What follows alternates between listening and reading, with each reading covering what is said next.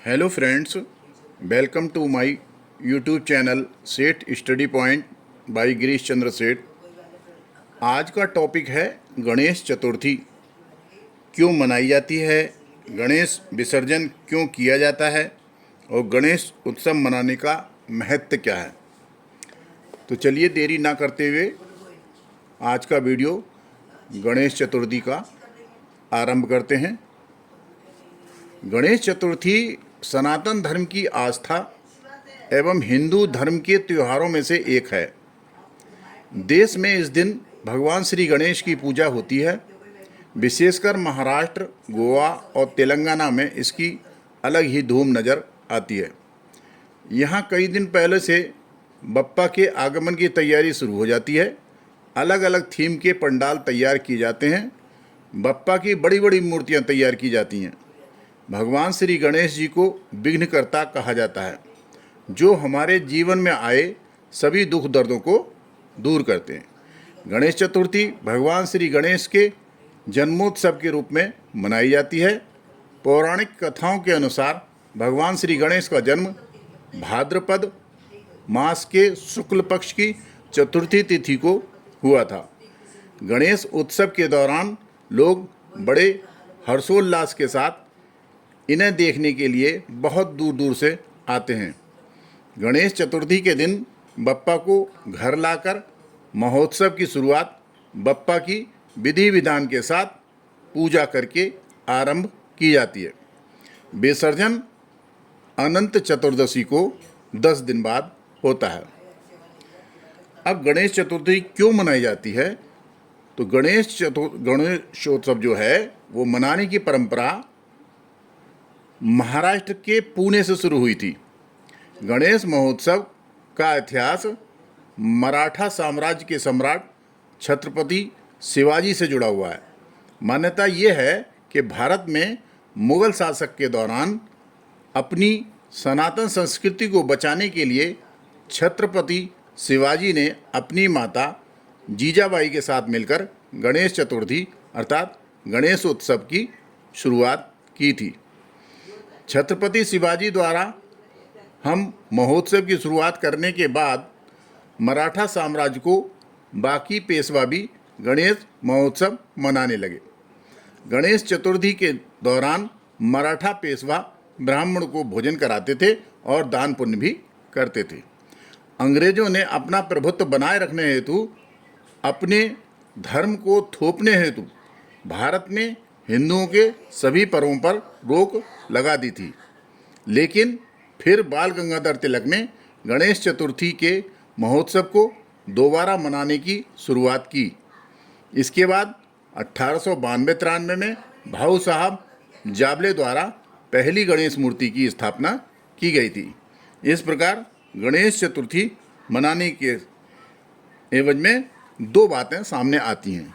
एक तो मुगल साम्राज्य के समय की, जो छत्रपति शिवाजी द्वारा मनाना शुरू कराया गया था, और दूसरी अंग्रेज़ों के टाइम की, जब उन्होंने भारत में आने के बाद अपना प्रभुत्व भारतीयों पर बनाए रखने के लिए और अपने धर्म को भारतीयों पर थोपने के लिए जब हिंदुओं के सभी पर्वों पर रोक लगा दी थी, तो एकत्रित रूप से सबको इकट्ठा करने के लिए और उनको प्रभुत्व को समाप्त करने के लिए, उनके धर्म से बचने के लिए बाल गंगाधर तिलक ने इस गणेश चतुर्थी का महोत्सव को मनाने की शुरुआत की थी।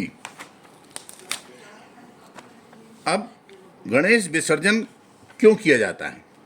गणेश विसर्जन क्यों किया जाता है? तो गणेश विसर्जन की शुरुआत गणेश चतुर्थी के दिन गणेश जी की स्थापना करने की मान्यता है और इसके 10 दिन बाद उनका विसर्जन किया जाता है। कई लोग ये जानने के लिए उत्सुक होंगे कि आखिर भगवान को इतनी श्रद्धा के साथ लाने और पूजन करने के बाद उन्हें विसर्जित क्यों किया जाता है। धर्मशास्त्रों के अनुसार इसके पीछे भी एक महत्वपूर्ण घटना छिपी हुई है। पौराणिक कथा के अनुसार महर्षि वेद व्यास ने भगवान गणपति से महाभारत की रचना को क्रमबद्ध लिखने की प्रार्थना की थी। कथा लिखने के पहले गणेश जी ने ये शर्त रखी थी कि वे लगातार लिखेंगे, कलम नहीं रोकेंगे, और जब कलम रुक जाएगी तो उसी समय उनकी कथा लिखना बंद हो जाएगा अर्थात वो कथा लिखना छोड़ देंगे। कथा लिखने के दौरान उनका तापमान न बढ़े, इसलिए वेद व्यास जी ने गणेश जी को मिट्टी का लेप लगाकर उनकी पूजा की। उस दिन भाद्रपद माह के शुक्ल पक्ष की चतुर्थी थी। गणेश चतुर्थी के दिन व्यास जी श्लोक बोलते गए और गणेश जी उसको लिखते गए। जब 10 दिनों के पश्चात कथा समाप्त हुई, जिस दिन महाभारत लिखने का क्रम खत्म हुआ, उस दिन अनंत चतुर्दशी का दिन था। अर्थात 10 दिन बाद अनंत चतुर्दशी का दिन आ गया था। कथा समाप्ति पर देखा तो गणेश जी का तापमान बहुत बढ़ गया था और धूल की परतें उन पर चढ़ गई थी। एक तो पहले ही मिट्टी का लेप लगा हुआ था और ऊपर से 10 दिन तक बैठे रहने से, लगातार लिखने से धूल की परतें चढ़ गई थी। तापमान घटाने और मिट्टी की परतें हटाने हेतु गणेश जी स्नान करने के लिए 10वें दिन सरस्वती नदी में स्नान करने के लिए गए थे। तभी से गणेश जी को विधि विधान से विसर्जित करने की परंपरा बन गई। इसलिए गणेश जी को विसर्जित करने की परंपरा वर्तमान में भी बनी हुई है। गणेश जी को गणेश उत्सव मनाने का महत्व क्या, उद्देश्य क्या था? गणेश चतुर्थी को मनाने का उद्देश्य समाज के हर वर्ग के लोगों को एकजुट करना था। दूसरा, गणेश जी को मनाने का उद्देश्य ब्रिटिश शासन के विरुद्ध विद्रोह करना भी था। तीसरा, गणेश चतुर्थी को मनाने का उद्देश्य हिंदू राष्ट्रवादी पहचान बनाना भी था। इस प्रकार मुगलों के काल में गणेश चतुर्थी को मनाने के लिए समाज के हर वर्ग को एकजुट करके रखना था, जिससे सनातन संस्कृति बची रहे। अंग्रेजों के ज़माने में जब उन्होंने पर्व मनाने बंद करने का ऐलान कर दिया, तब ब्रिटिश शासन के विरुद्ध विद्रोह करने के नाम पर गणेश चतुर्थी का एकत्रित होकर मनाया जाने लगा, जिसका उद्देश्य हिंदू राष्ट्रवादी पहचान बनाना था। इस वीडियो में आपको गणेश चतुर्थी के संबंध में जो जानकारी थी वो आपको उपलब्ध करा दी।